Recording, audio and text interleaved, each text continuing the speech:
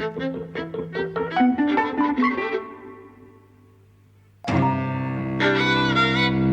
and welcome to Eavesdropping at the Movies. I'm Mike. And I'm Jose. And we've just seen Suzaki Paradise, Akashingo, or Akashingo in English is Red Light District. Yes. This is a 1956 Japanese film directed by Yuzo Kawashima. Yes. You suggested this. Yes. It's about a young couple who are down to their last 60 pence, or whatever the equivalent of pence is in yen, and they take a bus to... well, I think pretty much anywhere. They wind up outside this place, Suzaki, which is the red light district. Yes. I think this was around the time... I think the film was released around the time that prostitution laws came in. The film itself tells us that there's going to be new prostitution laws being introduced. Yeah. They wind up just outside the district, and there's this whole thing about the bridge that leads to the district, and it's this kind of ever-present about once you cross the bridge... things are lost. There's a kind of mythical aspect to the red light district. Yes. That although you never actually quite go there, people go there, they don't come back, or hearts are lost there and things like that, and people have histories there, there's pain associated with it. And it's a film about two people who are down on their luck and trying to get by, and the kind of misadventures that follow them, I guess. From what I understand, Kawashima was known for sort of satires and comedies, and this doesn't quite fit into that. This is more of a drama. Well, actually... that's not my experience of him. I mean, so I really wanted Mike to see this film because about a year ago, maybe, Mubi had a retrospective of his films, or a selection of his films, rather. And I was just so caught up in them. I loved them so much that actually I kind of, I did this thing where I tried the different Mubi releases in Spain and the US to try to catch up with the cycle that they had shown, because I came late to the cycle in the UK, and then of course I ordered more of his films from Singapore, I think, and of course they arrived just as the first lockdown was beginning. So actually I didn't receive them, until months later. And I just kind of love Kawashima. It's been a discovery for me, but it's not because it's a satire. It's because they're almost all noir melodramas of a society in the process of change. All his films are change. Japan is changing. In the 1950s, there's a way of life that's being left behind. And modernity's coming in, and it's all about kind of relationships between people, but not people who have the same place in that culture. There's always like power imbalances, but the power imbalances is not how you think necessarily, right? So in this film, for example, you're not told, and that's the other thing, that the films resonate, and they're really visually quite beautiful to watch, I think, and they're very poetic. I mean, kind of, what you were saying about the bridge and what it symbolizes, and so on. But it also kind of resonates with information that is given to you indirectly, right? So, eventually as the film unfolds, you realize that the heroine is a former prostitute. That kind of people recognize her, right? That the pimp, in quotation marks, is really kind of, a respectable office worker who she's kind of driven to this degradation. And, he's completely besotted for her, and he sees himself as a loser and a failure because he can't give her what she wants, right? But on the other hand, she's dragged him down into this underworld, where he's in the position that he is. The other thing that I love about Kawashima is that the characters are all three-dimensional. Everybody has their reasons, and you know what they are. So here, for example, the woman really has dragged this man down, but on the other hand, she does have feelings for him. She kind of, she does care about him. Also, you get the feeling that she's got her own problems, and kind of, that she's not fundamentally a bad person. She's somebody who brings gifts to the children, and all of these things that she's not meant to. So the characters are always like that. They're always imperfect. But they're never evil or so that's what I love about him. It wasn't a feeling that I got that she had dragged him down exactly, although initially she's the one who gets on this bus and he chases after her, and the bus winds up just outside this red light district, and she's the one who's much more comfortable trying to make money for herself, trying to find a job, so she immediately manages to get work at this bar slinging sake to sort of lonely guys, and then playing the part of a flirt, you know, getting them to spend more and more money and so on. And her partner's, you know, kind of following, basically, and obviously he's a bit lost. He's looking for he's someone who's looking for his place in life, I think. But he is a kind of a bit of a loser, I think. Maybe that's uncharitable, but like, he's constructed as a bit of a... Well, he's a follower, he's a layabout, he's a bit of a slob early on. He takes the job that is found for him pretty much immediately, but he doesn't go out of his way to look for things, try and find things. Yes. And actually at the end of the film, when they wind up back at the first bridge, which is not the red light district bridge, the bridge that they started at before they got on the bus, and she says, "You go first this time." You know, this sense of, okay, we've tried my way, now we'll try yours. You kind of think, I kind of thought, this is a guy who is so directionless. Where would they possibly end up? Why would she want to follow him? Well, you see, my reading is different. It changed in the process of viewing, yeah, because, you know, you are immediately, all you see is this guy who is useless.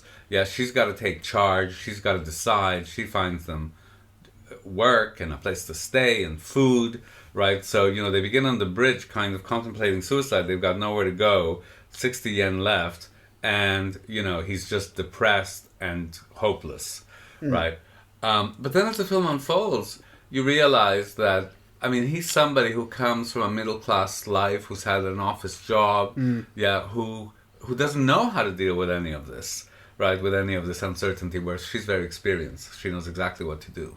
Yeah. She knows how to get a bed for the night, and how to get food and so on. Yeah. And actually the process at the end, you see, is, which I thought was really interesting, because actually, rather than the film being about her process of change, it's actually about his.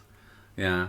So, you know, kind of what you've seen in a way is him spiraling kind of downwards, and then him accepting that life, that underworld life.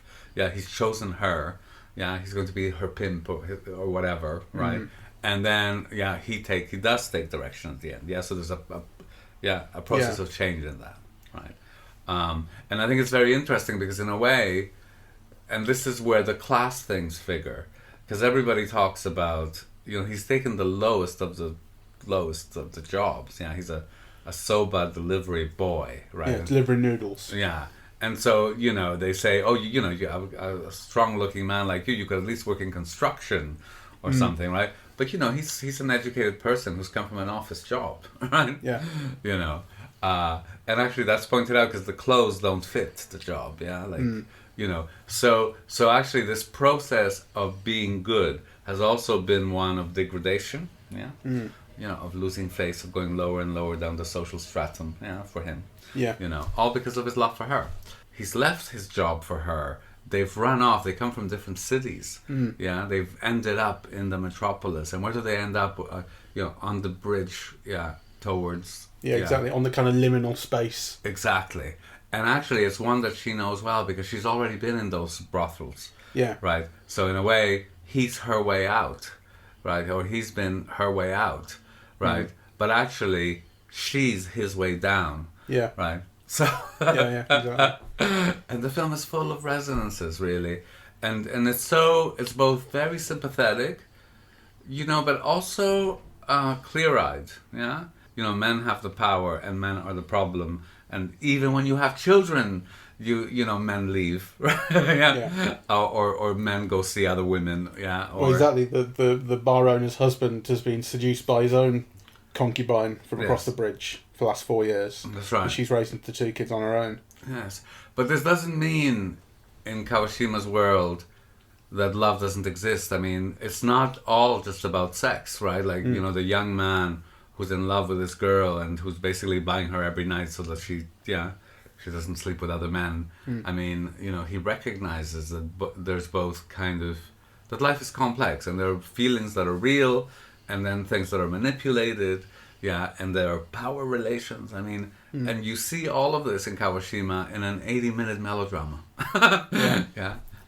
It's funny what you're saying about the men, because it struck me that patriarchy was an interest of the film more so than class, although maybe they're related. But the central couple, I think, are both victims of it. I think he's a victim of it in that the kind of societal expectations of what a man should be, he doesn't meet, and he feels that innately. Yes. But also, rather than kind of working hard to be a man, at least at the start, he just kind of shrivels and mopes and doesn't do anything. He just feels depressed to himself. Well, actually, he ends up doing much more than he should, because, you know, if you remember, he gets a job in this place. He's only worked for 2 days. And on his second day, she comes in asking for a kimono, you know, and money and all. And he does steal it for her, you know. So. And on her side, she, you know, as you say, she's much more self-possessed and knows how to get along and stuff. But her entire, the way in which she gets along is by attaching herself to men. Yes. She plays them. Yeah, and kind of, and I think there's a feeling of like finding the right man to attach yourself to. I didn't actually see it coming that they would end up back together again at the end of the film. I thought she would, you know, there's that kind of transactional relationship she has with the guy who's paying for everything, and I kind of thought that's where she's sort of destined to end up.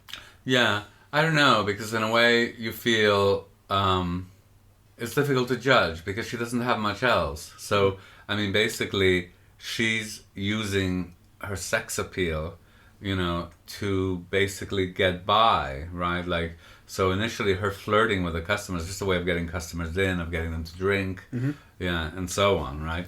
But then, of course, you know, kind of another opportunity kind of opens up. And she says, I've got nothing, you know, I've got nothing to lose. I can go right now. Yeah, I have no, yeah, kind of, the things I own are so minimal, you can keep them. Yeah, and she just runs off. So I found that whole thing kind of so interesting. And it's very interesting structurally if you compare each of them, right? So of the women, we see a very nice young girl also at the end of the film on the Suzuki Bridge. But, you know, but she's good and she's hardworking, and, you know, she also falls in love with the guy. So, and she's young. So, you know, there's her. There's a bar owner, middle-aged, who's been left by her husband and is bringing up 2 kids on her own. Yeah. There's the woman who used to be a prostitute, who is the central character in the film. There's the woman who murders the bar owner's husband, because he left her. Yeah. There's an old prostitute who's used up, and there's a young girl who basically repeats the same story that our heroine, I forget what her name is, has just lived. Is it Tsutae? Tsutae, yeah. So all of these women, the good ones in quotation marks, are all, well, they're all the victims of men. Yeah. And actually the film is brutally frank, right? Like, you know, about men both buying the women, yeah, in the brothel, but also the women are sold off, yeah, into the brothel, or, you know, or from this brothel onto that brothel, right? You know, so it's kind of one in which, you know, they have very limited options, yeah, and kind of survival is key, and, you know, using sex is one of the ways that people survive, yeah. So I don't think the film judges them for that. No, I don't think it judges them. I think it shows them to be victims, and I think men are shown to be victims of the patriarchy and of the red light district. Also, it's less vicious, perhaps, although one of the men is murdered by a woman from there.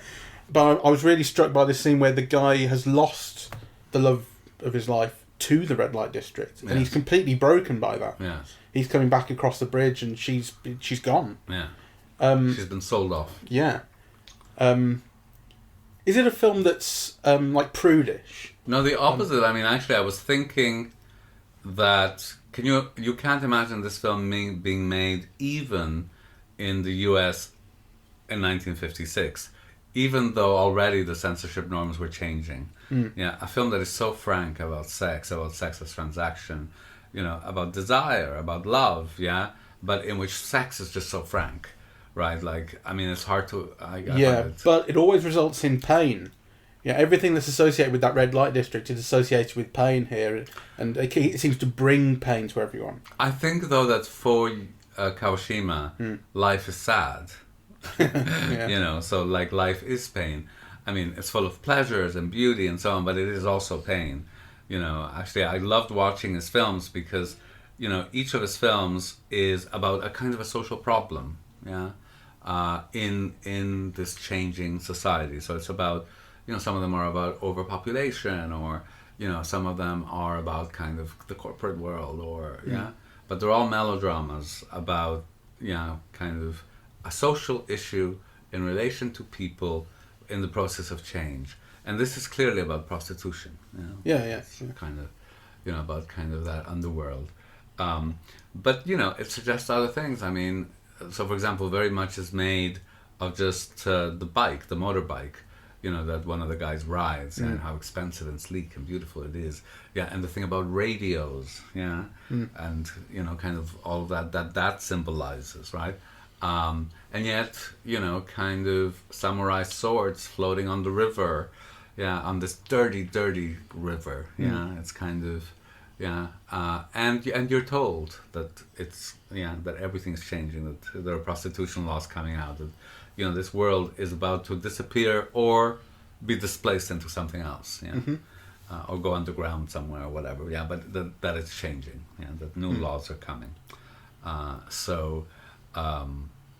yeah, I find it very beautiful because also almost each character and each setting is like a symbol or is the tip of the iceberg of a world that is somewhat legible, right? So for example, if you just take the bar owner, the woman, you know, whose husband has left her, kind of they show you her house, they show you the children, they show you somebody who gets by out of renting boats on the, yeah, and out of, yeah, selling whatever she can. Of course, she lives in a tiny space. Yeah, what is it? It's 2 rooms. Yeah, so she's raising children, kind of working extremely hard, being a good neighbor, yeah, and being helpful and so on. The children are exposed to this world of the bridges. Yeah, nonetheless, they're going to school. She's worried about how they do their homework, how they're clean. Yeah, you have this thing of like the children washing their hands kind of on the way, you know, to the room at the back. I mean, there's a whole way of life that's kind of evoked in just that one character and that one bit of the film. I mean, I think it's really beautiful. She always seems to know what's going on with the main couple as well. To me, she always seems to be standing behind them when they're talking or when they're not together. But you see the girl, you know, chatting up some guy at the bar. You see the guy watching, and then she's there, and she always seems to have a look, almost a camera, like you know, Laurel and Hardy, and it's going like, look at these people. I know them. I understand these people. I love her face. Yeah, she's middle aged. She's got a round face. It's really very expressive. Yeah, you see things going on.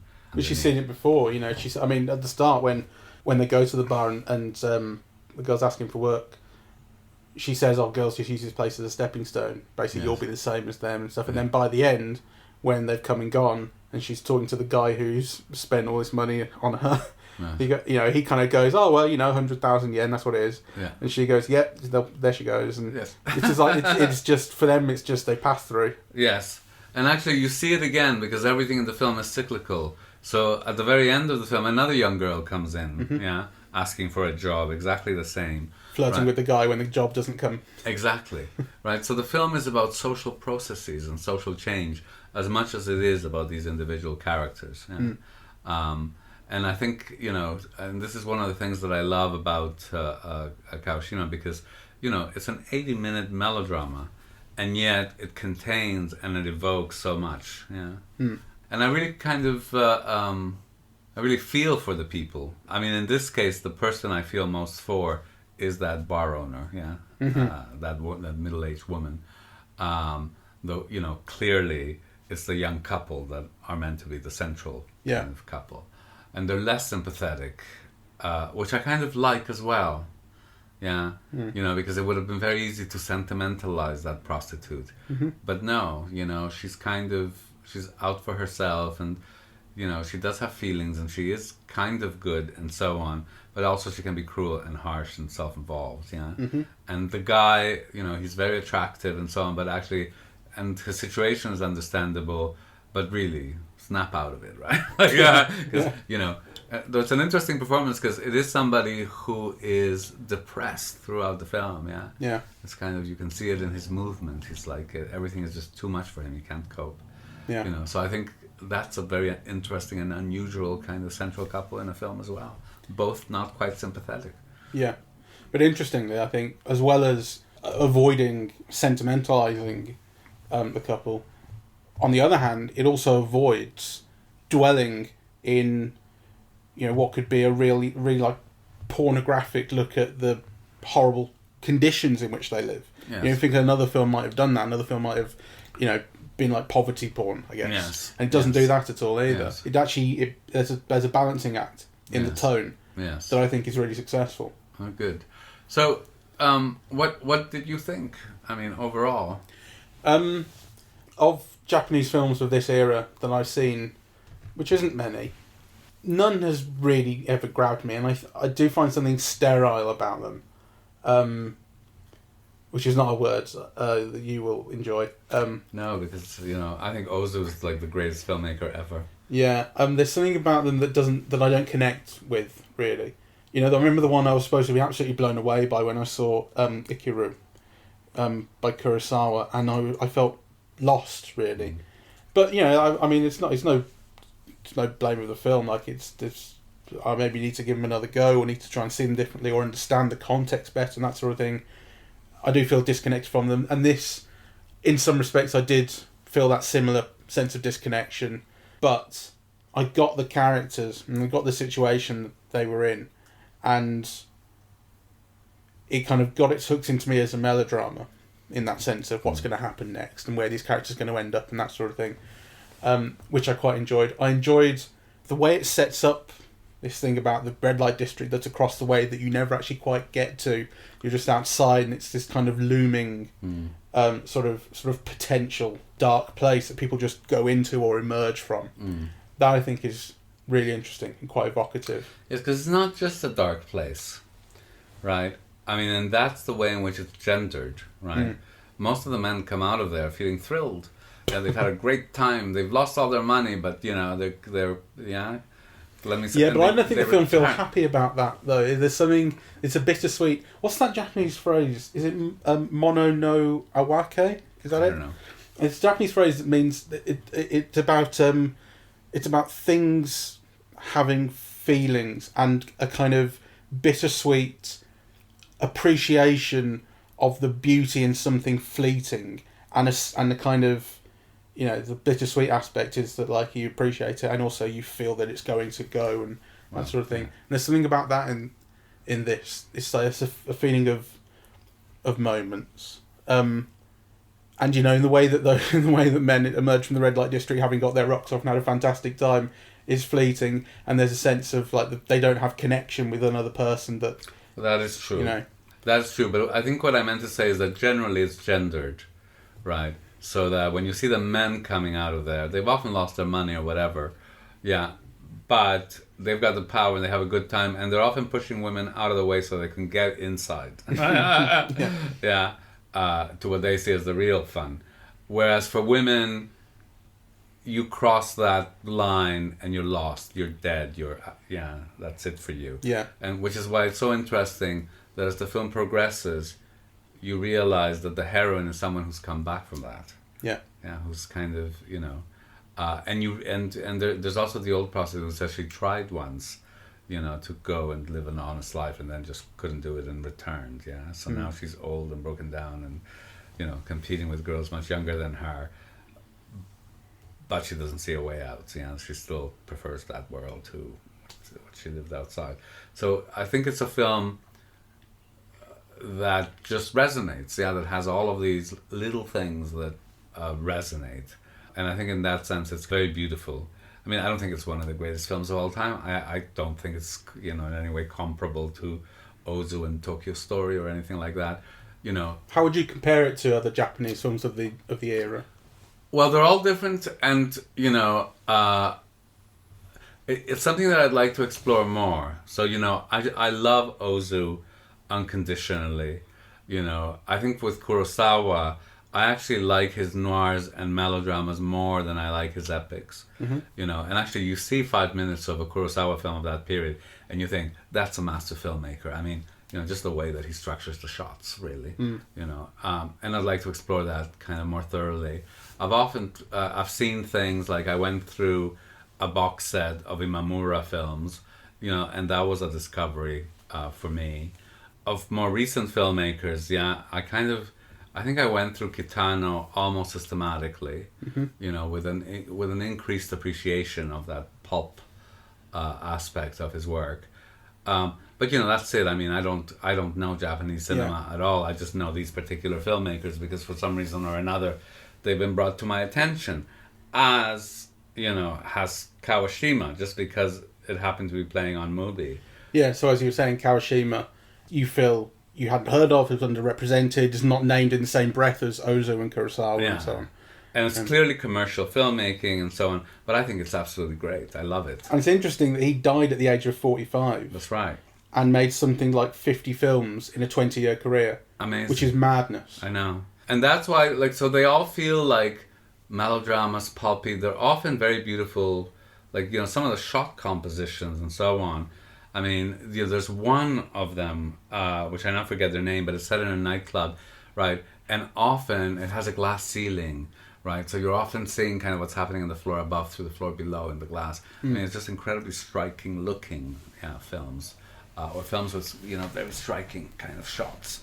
Yeah. So for me, it's been a discovery. So shall we wrap it up? All right. So thank you very much for listening.